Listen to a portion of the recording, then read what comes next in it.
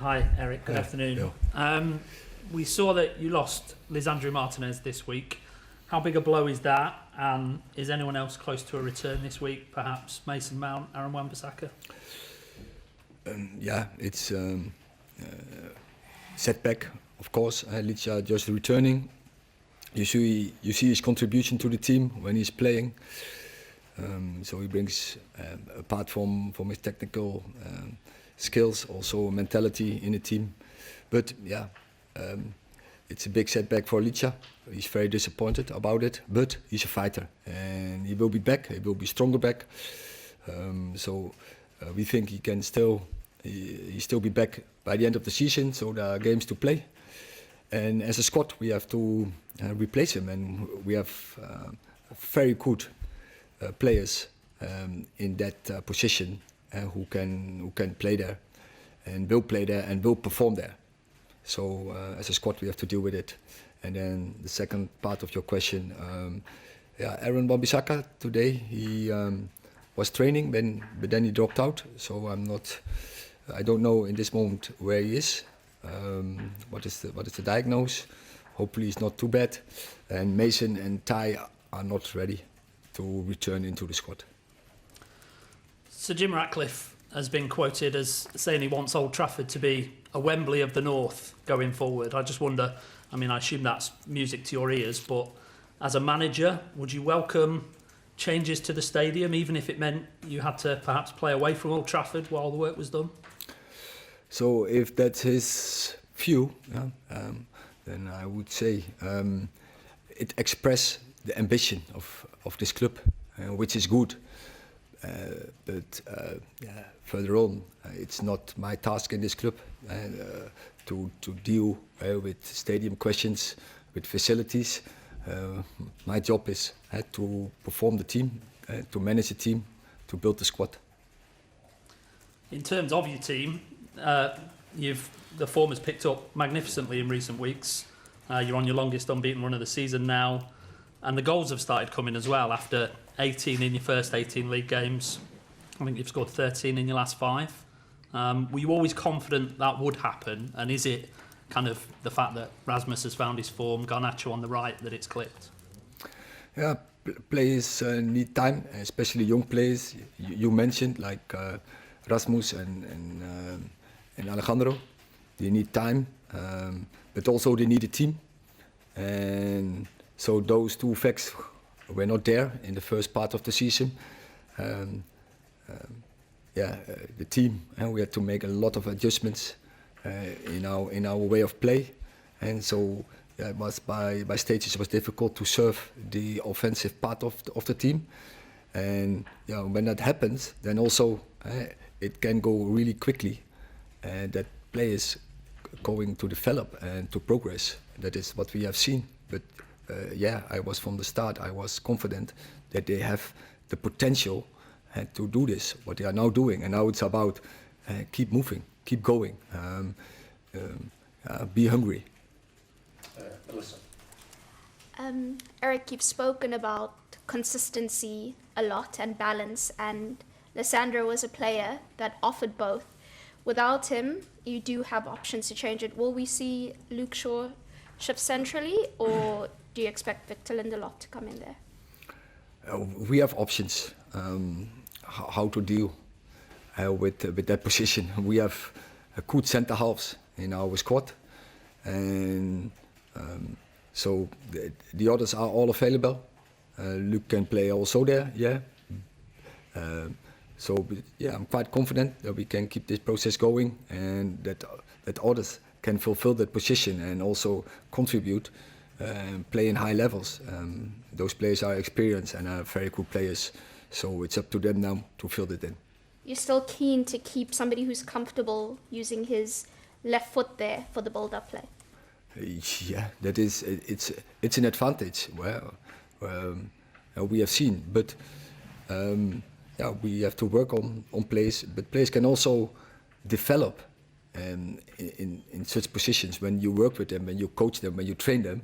And I see our players in the backline making better decisions.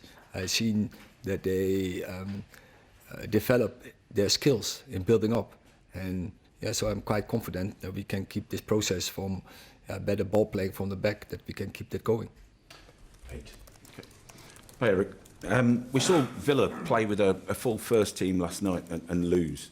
Now, with your desire to get in the Champions League for next season, does this now become a must-win game for yourselves to dislodge them and raise yourself?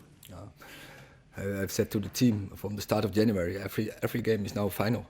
So that was also our approach when we to West Ham United.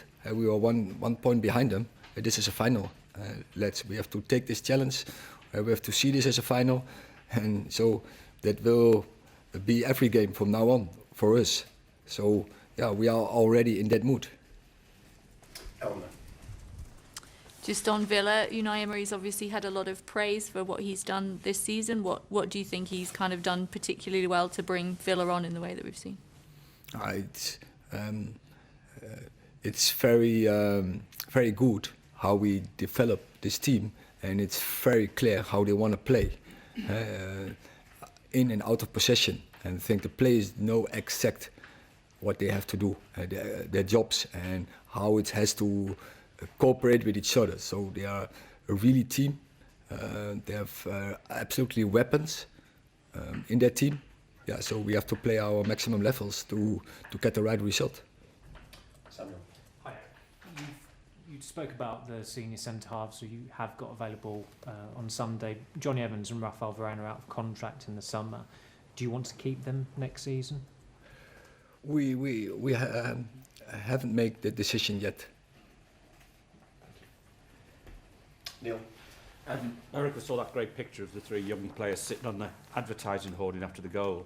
How would you describe the relationship they have on and off the pitch, and has their sort of have they brought a sort of excitement to the squad, do you think?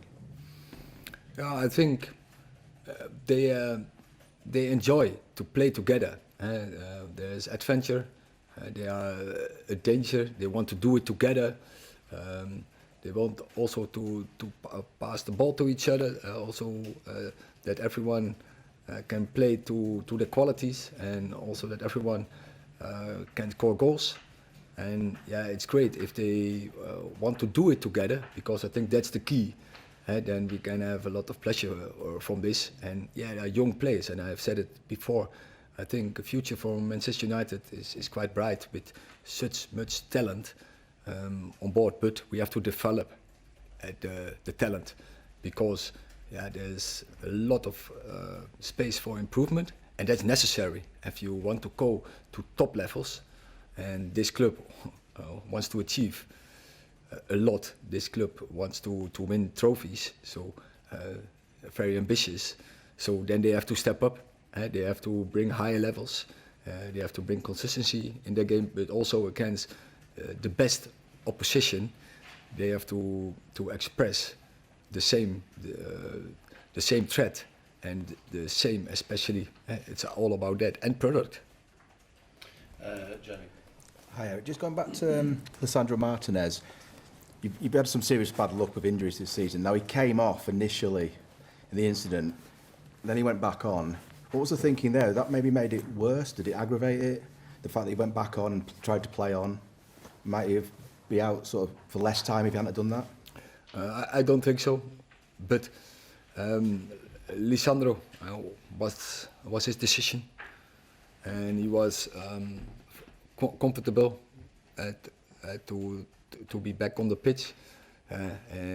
But after he tried, and then I think he stopped almost in the next attack. Is it almost impossible then to diagnose that at the time, you know, when he initially comes off?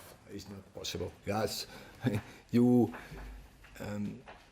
In some situations, it's clear and obvious, but so there's always a grey area, and it's very difficult already to see when you are on the sideline. So what happened there? And of course, we have the screens. We've seen it as well, and of course our medicals are over there, and they communicating with the player. But to assess in 1-2 minutes is impossible.